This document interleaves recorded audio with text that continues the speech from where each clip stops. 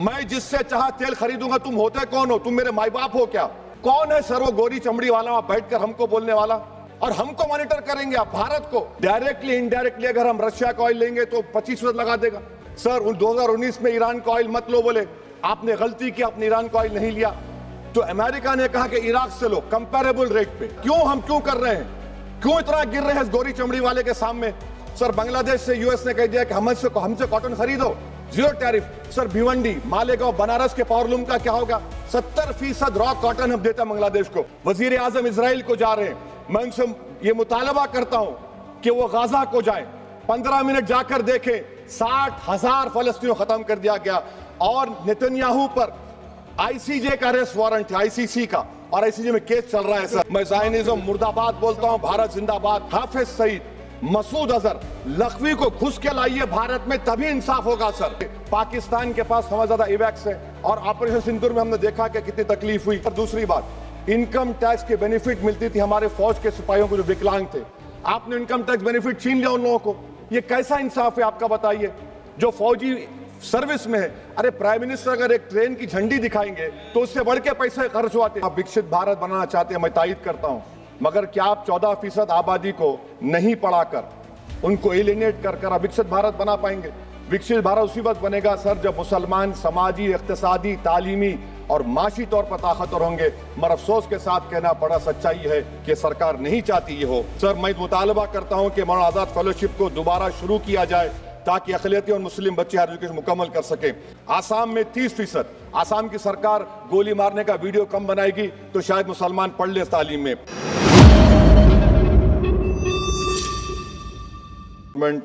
जो यूडीआईसी का डेटा है 2021-22 का, मुसलमानों का एनरोलमेंट गवर्नमेंट का डेटा बोलता है प्राइमरी में 15%, यूपी में अपर प्राइमरी में 14%, सेकेंडरी में 12% और हायर सेकेंडरी में 10%। प्राइमरी से लेकर हायर सेकेंडरी तक आते सर 5% की गिरावट होती है। वही सरकार का एआईएसएचई का डेटा है 2020-21 का। 2016-17 में मुसलमान 4.87 थे एजुकेशन में, 19-20 में बढ़कर 5.45 हुए और 2021 आते आते सर वो 4.64% हो गया। यानी जहां पर मुसलमान 2019-20 में 19,21,000 पे आगे, यानी 1,79,000 की गिरावट आई। ये क्यों हुआ सर? ये इसलिए हुआ क्योंकि ये मोदी सरकार तासुब और तंग नजरी के मुजाहरे करती है। इसी वजह से मुसलमानों अक़लियतों में ड्रॉप आउट रेट ज्यादा है, लो एनरोलमेंट है और वो हायर एजुकेशन तालीम को मुकम्मल नहीं कर सकते। सर 3 स्कॉलरशिप स्कीमें हैं, 5 साल से cabinet committee of economic affairs in स्कीमों की मंजूरी नहीं दे रही है सर, 5 साल से। ये आपकी तासुब और नफरत नहीं है तो क्या है बताइए आप? बजट तो पास हो रहा है ऐवान में, 5 साल से आप पैसे नहीं दे रहे हैं। क्यों? क्योंकि cabinet committee of economic affairs इसको मंजूरी नहीं देती है। और मैं बताना चाह रहा हूं आप सर, मैं हुकूमत से पूछना चाह रहा हूं कि यूनिट कॉस्ट स्कॉलरशिप का 2007 और 8 से रिवाइज नहीं हुआ क्योंकि जो तालीम का कॉस्ट है उससे मैच नहीं कर रहा है। आप 3 स्कॉलरशिप को डिमांड ड्रिवन नहीं कर रहे हैं।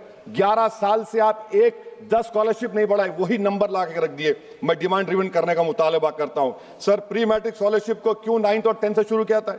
Sir highest drop out rate मुसलमानों का है और हमारे मसीहा वेस्ट बंगाल में बैठे, वहां पर ड्रॉप आउट रेट मुसलमानों का 23%, आसाम में 30%। आसाम की सरकार गोली मारने का वीडियो कम बनाएगी तो शायद मुसलमान पढ़ ले तालीम में। सर मैं मुतालबा करता हूं कि मौलाना आजाद फेलोशिप को दोबारा शुरू किया जाए ताकि अक़लियती और मुस्लिम बच्चे हायर एजुकेशन मुकम्मल कर सके। पेरेंटल इनकम आप इजाफा क्यों नहीं कर रहे सर? 1 लाख रुपए, 1.5 लाख रुपए क्या स्कॉलरशिप मिलेगी सर बताइए आप? और सर आपको मिसाल दे रहा हूं, आप तो काबिल आदमी हैं। 2022-23 में बजट था माइनॉरिटी मिनिस्ट्री का 5,000 करोड़, कितना आपने खर्च किया? 16%। 22-23 में सर बजट था 22-23-24 में 3,000 करोड़, 5% खर्च हुआ सर। 24-25 में बजट था 3,180 करोड़, 22% खर्च हुआ सर। पीएमजेवी के स्कीम है 1,914 करोड़, उसको आपने कम कर दिया 1,565 करोड़। तो मैं सरकार से मुतालबा करता हूं कि मिनिस्ट्री ऑफ माइनॉरिटी के बजट का 10,000 करोड़ कम से कम होना चाहिए। तासुबियत को खत्म करिए आपकी स्कीम में। सर दूसरी बात, इनकम टैक्स के बेनिफिट मिलती थी हमारे फौज के सिपाहियों को जो विकलांग थे। आपने इनकम टैक्स बेनिफिट छीन लिया उन लोगों को। ये कैसा इंसाफ है आपका? बताइए। जो फौजी सर्विस में है। अरे प्राइम मिनिस्टर अगर एक ट्रेन की झंडी दिखाएंगे तो उससे बढ़ के पैसे खर्च हुआते, तो आप क्या बचा रहे सर? 11-12 साल से वजीर आजम मोदी हैं, हमारी एयरफोर्स का स्क्वाड्रन गिरकर 29 पर आ गया। 12 साल से आप प्रधानमंत्री हैं, हम एक मिड एयर रिफ्यूलर एवैक्स को नहीं बढ़ा सक रहे। पाकिस्तान के पास हमारे ज्यादा एवैक्स है, और ऑपरेशन सिंदूर में हमने देखा कि कितनी तकलीफ हुई। सबमरीन का शॉर्टेज है, आपको फिक्र नहीं है सर। और हम थर्ड एयरक्राफ्ट कैरियर हम भूल गए। आखिर कैसे हम चाइना को इंडो पैसिफिक में रोक पाएंगे? ये देशभक्ति नहीं है सर। हमारी फौज में कमी है। क्या ये मुल्क इतना कमजोर हो गया कि हम अपनी फौज में बच्चों को भर्ती नहीं करा सकते? अग्निपथ स्कीम का रिव्यू होना चाहिए। इस ऐवान में चाइना बॉर्डर पर एक बहस होनी चाहिए। सर आप आ जाइए यूएस ट्रेड डील पर। जो ट्रंप ने एग्जीक्यूटिव ऑर्डर 6 फरवरी का निकाला, सेक्शन 4 कोट कर रहा हूं, डायरेक्टली इनडायरेक्टली अगर हम रशिया का ऑयल लेंगे तो 25% लगा देगा। कौन है सर वो गोरी चमड़ी वाला वहां बैठकर हमको बोलने वाला? किस हमने इस मुल्क को आजाद इसलिए करवाया था कि वहां बैठकर बोलेगा मैं जिससे चाह तेल खरीदूंगा। तुम होते कौन हो? तुम मेरे माई बाप हो क्या? आप 25% लगाएंगे सर। और वर्ड क्या इस्तेमाल किया? इंडिया। यानी अब नायारा जो है, नायारा कंपनी बंद हो जाएगी और हमको मॉनिटर करेंगे आप, भारत को उस पर ओवरसाइट करेंगे। अफसोस की बात है कि सरकार खामोश है सर। 2019 में ईरान का ऑयल मत लो बोले, आपने गलती की, आपने ईरान का ऑयल नहीं लिया। तो अमेरिका ने कहा कि इराक से लो, कंपेरेबल रेट पे, कंपेरेबल रेट पे, मार्केट रेट, नॉमिनल प्राइस पे नहीं। आज यूएस कह रहा है कि मोनोपोली रेट पे लो। कहां है सर? हम क्यों कर रहे हैं? क्यों इतना गिर रहे हैं इस गोरी चमड़ी वाले के सामने? आखिर हमारी हमियत कहां है सर? और एक बात बता रहा हूं सर, ये यूएस ट्रेड डील से यूरोपियन कर 2 मिनट सर, यूरोपियन यूनियन की ट्रीटी से हमारा पीएलआई का पूरा असर पड़ेगा, क्योंकि आपने टैरिफ गिरा दिया। आपने टैरिफ गिरा दिया मेडिकल डिवाइसेस पर, आपने टैरिफ गिरा दिया सोफिस्टिकेटेड मशीनरी पर। तो यूएस इंडस्ट्रियल गुड्स आएंगे तो डी-इंडस्ट्रियलाइजेशन का खतरा है इस मुल्क में sir. You are we signing a free trade agreement और a force purchase order. Sir Bangladesh से यूएस ने कह दिया कि हमसे कॉटन खरीदो, 0 टैरिफ। सर भिवंडी, मालेगांव, बनारस के पावरलूम का क्या होगा? 70% रॉ कॉटन हम देते हैं बांग्लादेश को सर।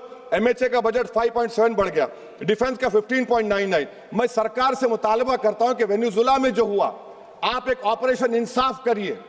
ऑपरेशन इंसाफ के तहत हाफिज सईद, मसूद अजहर, लखवी को घुस के लाइए भारत में, तभी इंसाफ होगा सर। जब तक खत्म कर रहा हूं सर।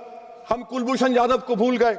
वो कुलभूषण यादव उसको आईसीजे में रुकाया। आखिर हम कब लेके आएंगे कुलभूषण यादव को? वजीर आजम इजराइल को जा रहे हैं।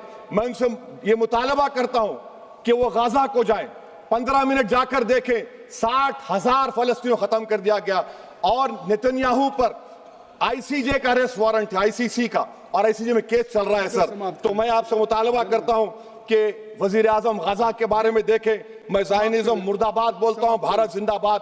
और ये सरकार तेलंगाना से नाइंसाफी कर रही है, कुछ नहीं दे रही है। बहुत बहुत शुक्रिया सर। बी सेल्वराज जी। பேரவைத் தலைவர் அவர்களுக்கு வணக்கம். பொருளாதார